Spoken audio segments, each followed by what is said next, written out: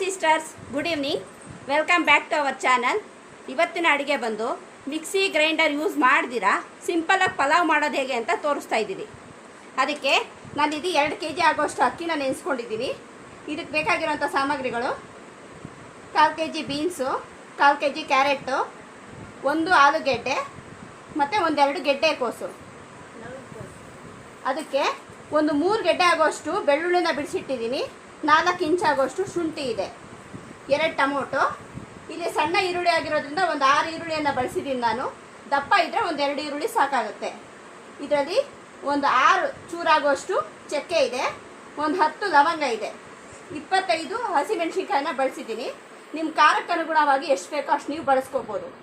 2 ಇಡಿ ಆಗೋಷ್ಟು ಪುದೀನ ಮತ್ತು 1 ಇಡಿ ಆಗೋಷ್ಟು ಕೊತ್ತಂಬರಿಯನ್ನು ಬಳಸ್ತಾ ಇದ್ದೀನಿ. ನೋಡಿ ಫ್ರೆಂಡ್ಸ್, ಇವಾಗ ಎಣ್ಣೆ ಕಾಯಕ್ಕಿಟ್ಟು 1/4 kg ಆಗೋಷ್ಟು ಎಣ್ಣೆನ ಹಾಕಿದ್ದೀನಿ. ಅದು 2 kg ಅಕ್ಕಿಗೆ. ನೋಡಿ, ಈಗ ಎಣ್ಣೆ ಕಾದಿದೆ. ಅದಕ್ಕೆ ಚಕ್ಕೆ, ಲವಂಗ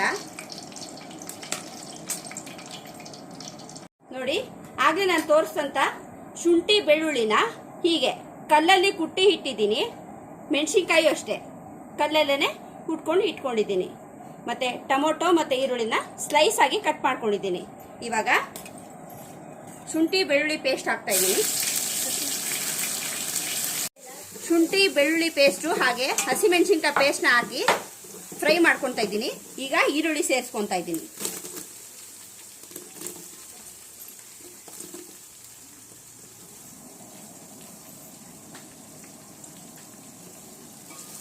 ಇದು ಚೆನ್ನಾಗಿ ಫ್ರೈ ಆಗೋವರೆಗೂ ಬಾಡಿಸ್ಕೊಳ್ಳೋಣ.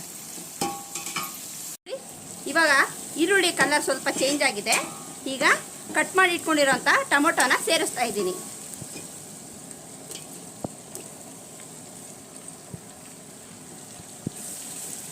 ಕಟ್ ಮಾಡ್ಕೊಂಡಿರೋಂಥ ತರಕಾರಿನ ಮಿಕ್ಸ್ನ ಹಾಕ್ತಾ ಇದ್ದೀನಿ ಇದಕ್ಕೆ.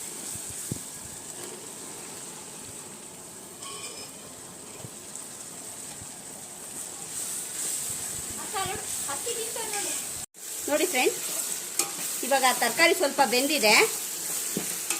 2 ಟೀ ಸ್ಪೂನ್ ಆಗೋಷ್ಟು ಧನಿಯಾ ಪುಡಿನ ಇವಾಗ ಇದಕ್ಕೆ ಸೇರಿಸ್ತಾ ಇದ್ದೀನಿ.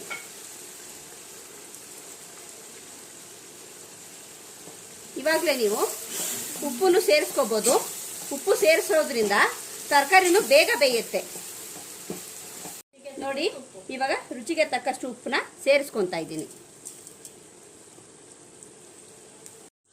ನೋಡಿ ಫ್ರೆಂಡ್ಸ್, ಈಗ 5 ಲೋಟ ಅಕ್ಕಿ ಬಳಸ್ತಾ ಇದ್ದೀನಿ ನಾನಿಲ್ಲಿ. ಅದಕ್ಕೆ 2ರಷ್ಟು ಅಂದರೆ 10 ಲೋಟ ನೀರನ್ನ ಹಾಕ್ತಾ ಇದ್ದೀನಿ.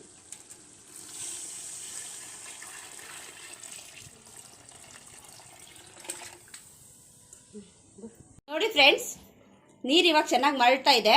ಈ ಟೈಮಲ್ಲಿ ಅಕ್ಕಿನ ಸೇರಿಸ್ಕೋಬೇಕು. ನೋಡಿ, ಅಕ್ಕಿ ಪೂರ್ತಿ ಬೆರೆಸಾಗಿದೆ.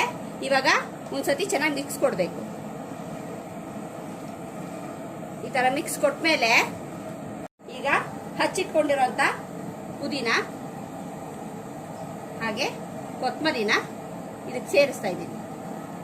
ಫ್ರೆಂಡ್ಸ್, ಇವಾಗ ಲಿಡ್ನ ಕ್ಲೋಸ್ ಮಾಡಿ 5ರಿಂದ 10 ನಿಮಿಷ ಸಿಮ್ಮೇಲಿಟ್ಟು ಬೇಯಿಸ್ಕೋಬೇಕು.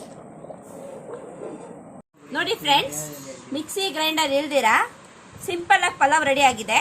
ಇದನ್ನು ನೀವು ರಾಯ್ತಾ ಜೊತೆ ಸರ್ವ್ ಮಾಡ್ಕೋಬೋದು. ಈ ವಿಡಿಯೋ ನಿಮ್ಗೆ ಇಷ್ಟ ಆದಲ್ಲಿ ಲೈಕ್ ಮಾಡಿ, ಶೇರ್ ಮಾಡಿ, ಕಮೆಂಟ್ ಮಾಡಿ, ಸಬ್ಸ್ಕ್ರೈಬ್ ಮಾಡಿ. Thank you.